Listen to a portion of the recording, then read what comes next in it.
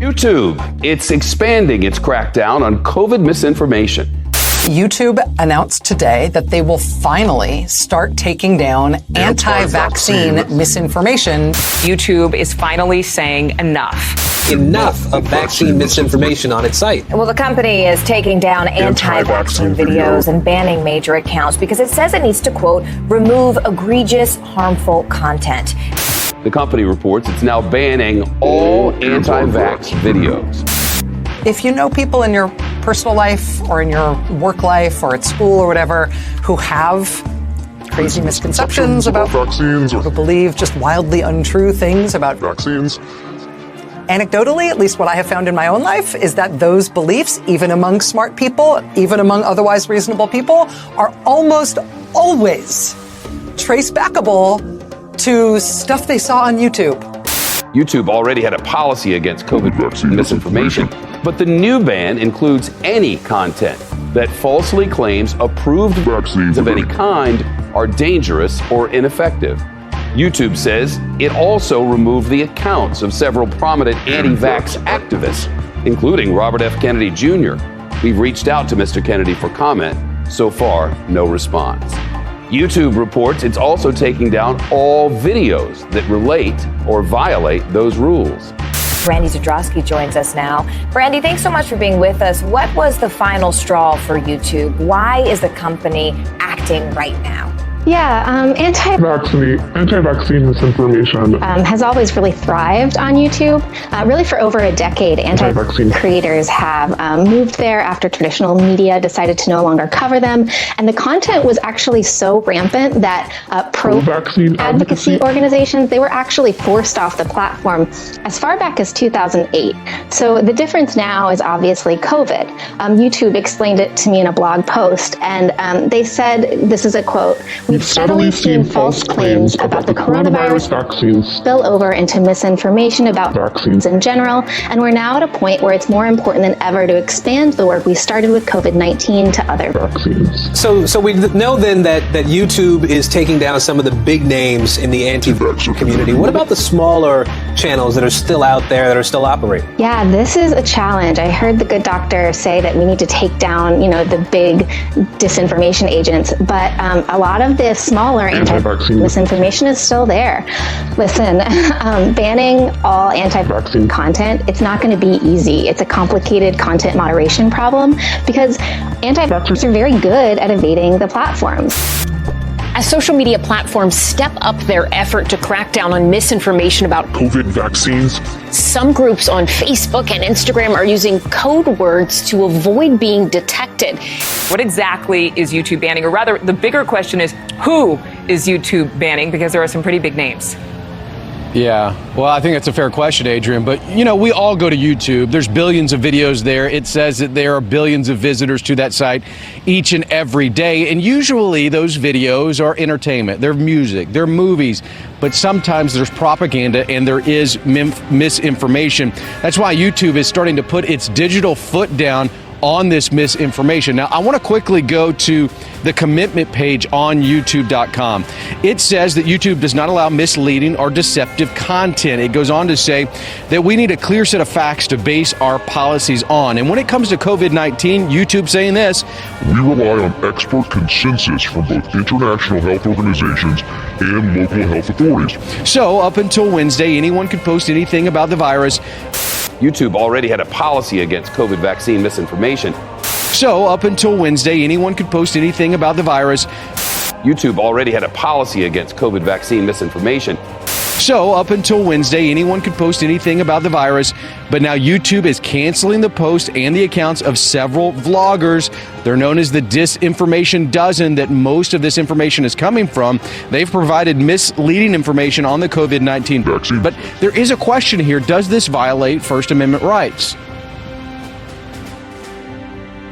Freedom of speech and the First Amendment specifically only applies to state actors. It applies to the government, right? The Constitution was designed to protect us from the government, right? Not from Facebook, right? And not from Twitter. So social media platforms are not government entities. So let's quickly talk about what else this YouTube ban is going to cover. It's not just COVID-19. It's also other vaccines and the effect it may or may not have.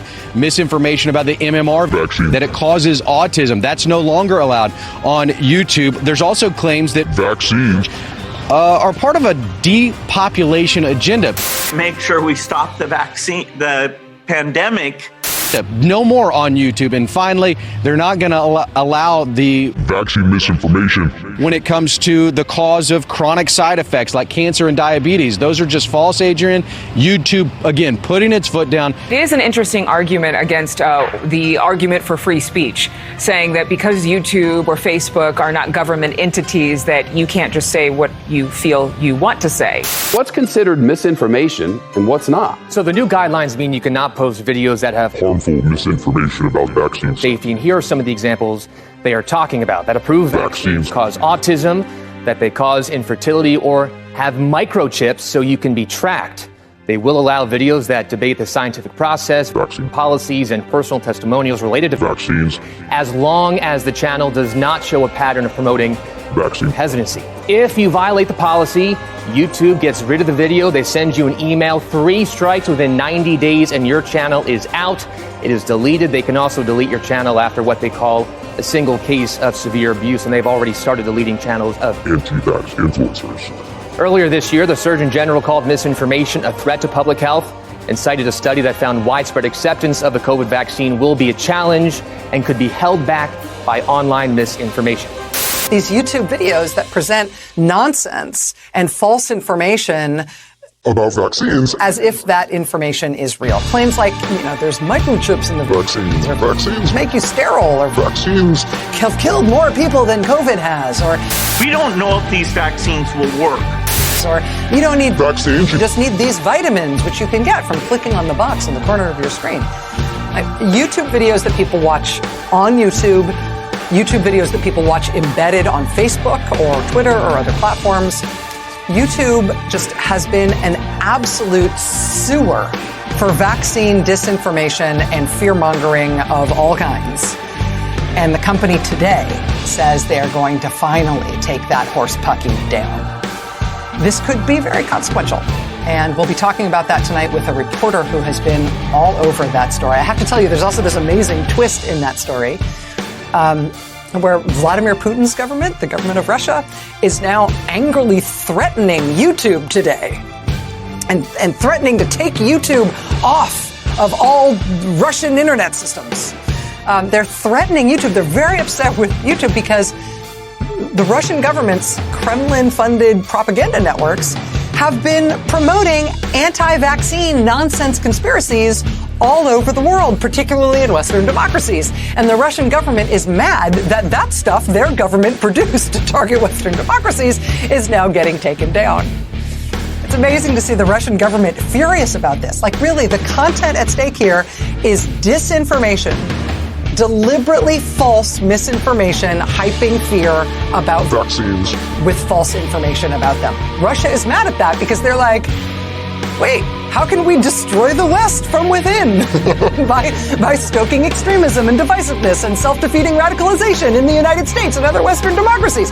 How can we continue to do that, which we've been so successful at, if these Western technology companies no longer help us shovel that Kremlin-produced toxic waste into their social media streams? Yet, we will cancel you, YouTube. We need you for our war against the minds and democracies of the West. What are these groups doing to try and avoid detection? They're changing their names. They're changing their names to things like Dance Party or Dinner Party or Swim Club or Run Club or all these other things. And when they're in there, by the way, they don't just stop there. They changed the name for the Dance Club one, which has tens of thousands of followers. They changed the name of the vaccine to dance or hokey pokey or beer or something, really any noun, to get around it, to make sure that Facebook's moderation bots don't detect them talking about vaccines. If they're exchanging junk science from disreputable websites that Facebook knows is sharing anti-vaccine disinformation, they say, DM me personally, don't put this in the comments, send it to me personally. So they are finding ways to get around these robots that go all through Facebook looking for anti-vax content, and they are just changing their names. Is this really effective the majority of the time? I mean, you mentioned how these groups are often really large. One of them has more than 40,000 followers. And you've also reported on how oftentimes they really are just completely unsearchable to a novice, if you will. That seems crazy this day and age that could happen. Yeah, it doesn't do much for recruitment on Facebook. Facebook is not the best place in the world to try to get new anti-vaxxers. But what it does is it gets people who are already into that movement or sort of skeptical. It gives them a community to share talking points they can use offline. They can use in their church groups and their yoga groups or whatever. They can share techniques and tactics. That's what we see mostly, talking about how they can reach their loved ones, how they can reach family members, people in their friend group, with worse science than what is publicly available. That's what it's used for. It's like an ammo dump in the information war. Just a forever changing medium that we all have to be aware of and watch out for. Speaking of Bill Gates and predictions about pandemics, this George magazine from February 1997 has Bill Gates in it talking about Murdoch, money, and world domination. I don't know,